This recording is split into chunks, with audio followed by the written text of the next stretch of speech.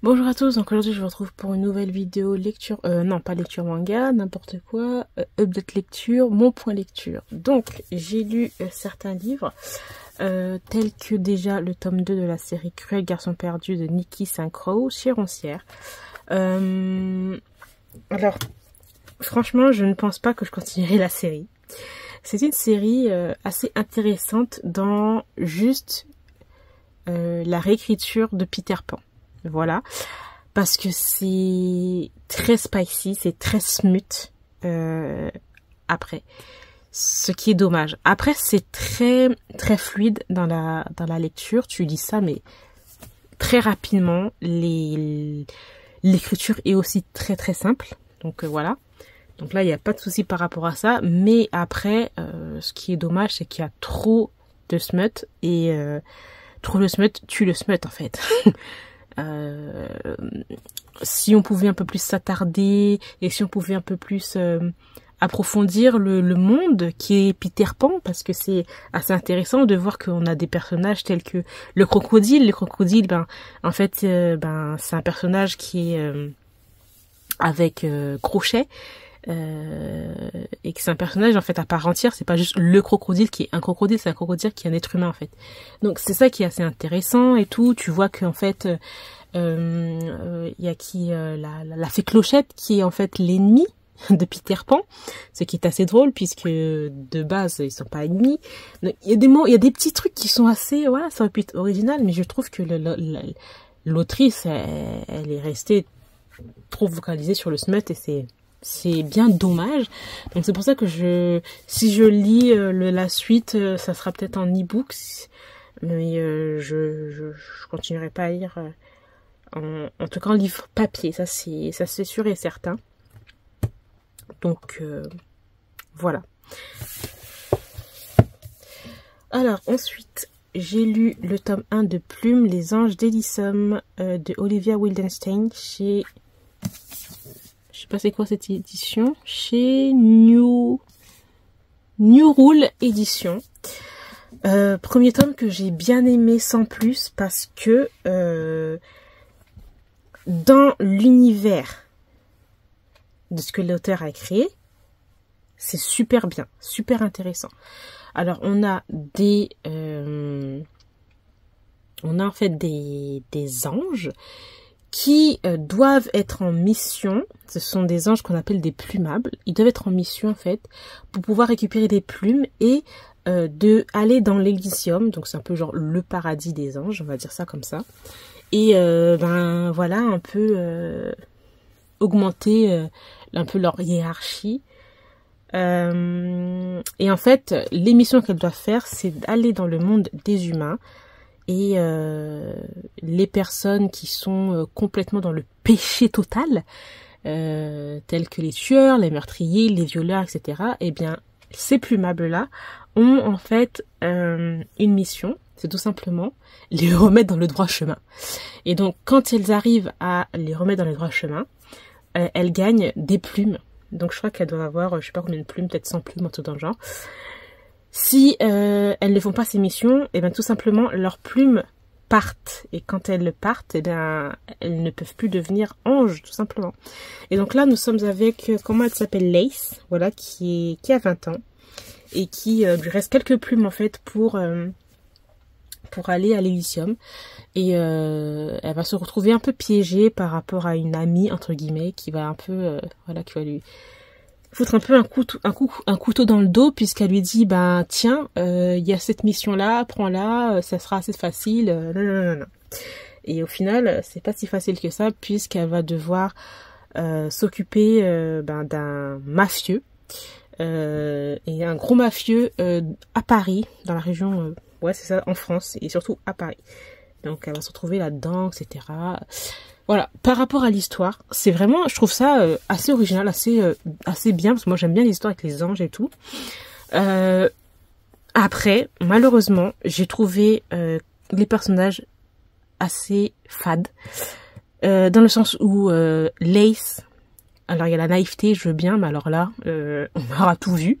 J'ai jamais vu un personnage aussi naïf, faut pas exagérer, vraiment. Et le personnage qui s'appelle, alors comment il s'appelle, Jarod, qui est soi-disant mafieux, mais alors là j'ai jamais vu un personnage aussi lisse que ça. Mafieux, il fait quoi? J'ai pas compris en fait.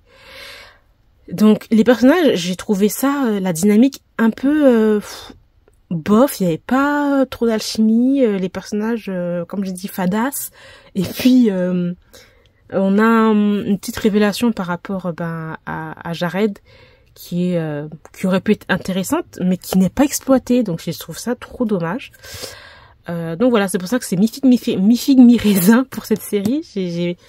J'ai bien aimé l'univers, mais alors les personnages, ils m'ont saoulé grave. Et donc j'ai acheté le tome 2. Tome 2 qui a l'air un peu plus intéressant. A l'air, donc j'espère que là, l'autrice va un plus approfondir les personnages en fait. C'est les caractères des personnages qui me posent un problème dans cette série. Mais j'espère que là, elle va un peu plus les approfondir, les caractères de ces personnages. Et là, en fait, on va être avec un archange Archer. Et en plus, la fin, j'ai trouvé ça que c'était un peu too much. J'ai trouvé la fin too much, mais elle a un lien avec le tome 2 et qui va en fait va un peu mettre, je vais dire, les bâtons dans les roues du personnage qu'on a dans le tome 2. Donc et en fait l'autre plumable s'appelle Céleste, et elle en a rien à faire en fait des missions. Donc elle est là. Elle est partie, je crois, dans le tome 2, je crois qu'elle est partie aux États-Unis, et en fait elle est en train de vivre sa meilleure life avec les êtres humains, et elle fait aucune mission. Et donc il va y avoir l'archange Archer qui va lui dire stop in, il va falloir faire des choses. Il va un petit peu la menacer par rapport à Lace et lui dire non, au boulot quoi, genre. Donc voilà, je me dis peut-être que celui-là il va être plus intéressant, puisque Céleste, elle est pas du tout naïve comme Lace dans ce premier tome-là, donc on verra bien ce que ça va donner. Mais bon, c'était vraiment pas mal, donc ça je vais le garder dans ma bibliothèque. Oula, excusez-moi pour tous ces trucs que j'ai fait. Ensuite, j'ai lu le tome 12 de Chasseuse de vampires de Nalini Singh et le tome 13. Alors, regardez-moi la différence entre les deux là. Le tome 12, j'ai eu l'impression que je n'allais jamais terminer ce livre. Vraiment. C'est une briquette de plus de 600 pages. Bah ouais, 600 pages à peu près. Mais il était tellement bien. Après, ce que j'ai trouvé dommage, c'est que... Alors, en fait, dans ce tome 12 là, on est complètement... La guerre de l'archange, on est vraiment dans la guerre là. Vraiment.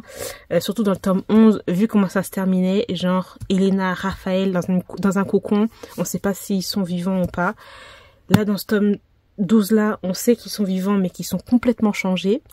Et qu'ils ont de nouveaux pouvoirs, et que Elena, elle est encore plus puissante et intrigante et tout. Et... là, ils sont complètement dans la guerre avec l'Irwan, là, l'archange de Chine. Et moi, ce que j'ai trouvé hyper long, c'est vraiment entre là et là. J'aurais dû mettre un post-it où exactement. J'ai envie de vous dire, parce que tout là, on est dans une bataille. Alors, j'ai adoré, il y avait beaucoup d'action. On est dans une bataille, mais en fin de compte, t'avais l'impression qu'ils sont dans une bataille, mais ils vont jamais gagner. Jamais gagner. Et je me dis, mais c'est pas possible, ils vont jamais gagner. À chaque fois, ils ont et en plus, ils perdaient de plus en plus des anges, ils perdaient des soldats, etc. Et t'as l'Irwan. C'était comme ça, répétitif. C'était comme ça, tout le temps, pendant tout ce passage-là que je vous ai montré. Et la fin, excellente. Non, franchement, j'ai trouvé ça vraiment trop bien. Donc, pour moi, là, c'est la fin d'un arc. Et là, on est dans un autre arc. Ou peut-être là, c'est la fin du deuxième arc. Et là, on est dans un autre arc. Là, c'est après la guerre. Qu'est-ce qui se passe? Parce que ça se termine pas comme ça. Il y a une nouvelle menace. Il y a des trucs que l'Irwan a laissés, etc. Et on est avec l'archange Titus. Et pour les gens qui connaissent, voilà, les gens qui connaissent pas, ils comprennent pas ce que je dis, c'est un peu dommage, enfin bref. Et on est avec l'archange d'Afrique dit Titus, et on est avec une ange, le colibri, qui est la mère d'Ilium. Voilà. Donc c'est leur histoire à eux deux, donc c'est aussi trop bien, même l'intrigue derrière aussi qui est j'ai trouvé ça super bien fait et tout. Et malheureusement, nous allons terminer sur ça. Voilà, j'ai lu. Merci, j'ai lu. Déjà faites déjà des couvertures plus intéressantes. Pourquoi vous avez non. Si je vous montre le tome 1, c'est même pas le même format que le tome 13. Je vous montre. Voilà le tome 1. Le tome 1, il est comme ça. Le tome 13, il est comme ça. Regardez, moi, ils ont changé. Ils ont fait une collection Darklight. Ensuite, ils ont changé. Ils ont fait un format plus grand. Et maintenant, ils sont en train de t'annoncer que on n'est pas sûr parce que ça n'a pas bien vendu cette série. Alors que c'est grâce à cette série que vous avez fait votre fric. Que vous avez réussi voilà, après, ça m'énerve. Donc, c'est pas sûr qu'on ait la suite. Donc, j'achèterai la suite tout simplement en anglais parce que on termine sur le tome 13, mais le tome 14, en fait, c'est sur Ilium et Aodan. Et à ce qui paraît, c'est un BL. Donc, j'ai lu, il se termine là, ils ont rien compris, hein. Bref. Dans tous les cas, j'ai adoré. Je lirai la suite avec, il y a pas de souci. Mais, en 2014, ça fait 10 ans que j'ai vu l'auteur, quand même. Bref. Donc voilà, c'est vraiment une série que j'adore, que j'aime énormément. Urban Fantasy avec des archanges et tout, des anges, des vampires, des êtres humains. Voilà, c'est trop bien, trop bien. Des chasseuses de vampires. Bref, je m'arrête là. Donc voilà pour ça, j'ai complètement adoré et c'est de mieux en mieux. Franchement, c'est de mieux en mieux et les intrigues sont super intéressantes. Et donc, je termine cette vidéo avec le tome 6, enfin, de Lore Olympus. Enfin, je lis ce 6e tome de Rachel Smith. Alors là, j'ai vraiment beaucoup aimé puisque on a en fait le point de vue de Perséphone. Pourquoi elle a fait ce qu'elle a fait. Et la relation entre les deux aussi devient de plus en plus forte, j'ai trouvé. Et surtout que, je sais pas si les gens ont lu, mais si vous l'avez lu dans les premiers tomes, Perséphone, elle s'est fait agresser, en fait, par un personnage, je tairai le nom. Donc tout ça, ça l'a traumatisé, etc. Et on a... comment elle s'appelle? C'est pas Athéna, c'est Héra, je crois. Bon, je crois que c'est la déesse du mariage, si je me trompe pas, qui a vu en fait elle a eu une vision de Perséphone. Elle n'était pas sûre de comprendre la vision et en fait elle a voulu avoir vraiment une explication par rapport à ça et en fait elle lui a dit qu'elle allait l'aider, et j'ai dit heureusement parce que franchement ça l'a trauma de ouf, hein, et c'est tout à fait normal. Et sinon il y a un moment qui était super drôle. Alors là moi je l'ai mis en story, ça m'a trop fait rire parce qu'en fait c'est les dieux, ils sont en train de faire un zoom. Attendez, il est où le truc? C'était trop drôle. Ils étaient là, tous les dieux, ils étaient tous en train de faire un petit zoom et tout, petite... où est-ce que c'est?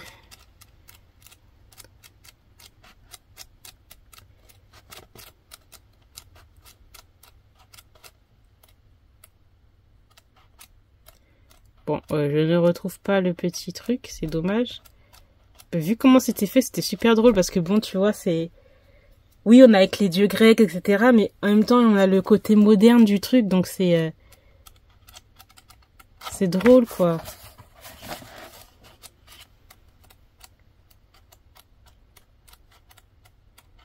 Use leur zoom, là. Bon, je ne trouve pas le zoom des dieux, c'est dommage. C'est super drôle ce zoom. Bon, bref. Ah, il a. Voilà. Ce petit moment là où ils sont tous là. Ah, Hera. Ouais, c'est bien Hera. C'est bien ça. Ça, c'est trop drôle. Hera avec son t-shirt I'm with the stupid. Parce que Hera est avec Zeus, bien sûr. Et donc, t'as tout ça. Artemis qui a son micro qui est éteint. T'as Poséidon qui dort. T'as Hermès qui est en train de faire je sais pas quoi. Athéna là-bas. Enfin, c'est trop drôle. Gros missile. Wesh, l'autre, il s'est appelé Gros missile. Aphrodite qui est là avec son... Elle a mis sa red light. Enfin, moi, c'est trop drôle. Je trouve ça... C'est super drôle. Bref, voilà. Donc, j'ai toujours hâte de lire la suite. Je trouve qu'aussi que c'est... Pourtant, il y a beaucoup de choses à lire. Mais je trouve que c'est toujours aussi court. Et en révélation, on te met des révélations en petite dose. Donc, à chaque fois, tu vas dire, ah là, je veux lire la suite. Bah, tu vas attendre un siècle avant d'avoir la suite. Enfin, quoique, tu vas sur Webtoon, t'as la série, quoi. Enfin bref, donc voilà, j'ai terminé pour mon update lecture, mon point lecture. J'espère que ça vous aura plu. N'hésitez pas à me dire quels sont les derniers livres que vous avez lus, les derniers coups de cœur que vous avez lus. Parce que j'ai pas l'impression qu'il y ait eu beaucoup de coups de cœur. Bon, après, c'est vrai que on a parlé beaucoup de Force Wing, que j'ai très hâte de lire aussi. J'ai lu dans ma palle, donc j'ai très hâte de le lire. En tout cas, j'aimerais le lire, en tout cas, avant la fin 2024. Pour faire mon avis, mais je pense que je vais adorer parce que vu les petites vidéos édites des gens que j'ai vues là, ça avait l'air trop bien. Donc voilà, j'espère que cette vidéo vous aura plu. Je vous remercie de l'avoir regardé et je vous retrouve très bientôt. Bye.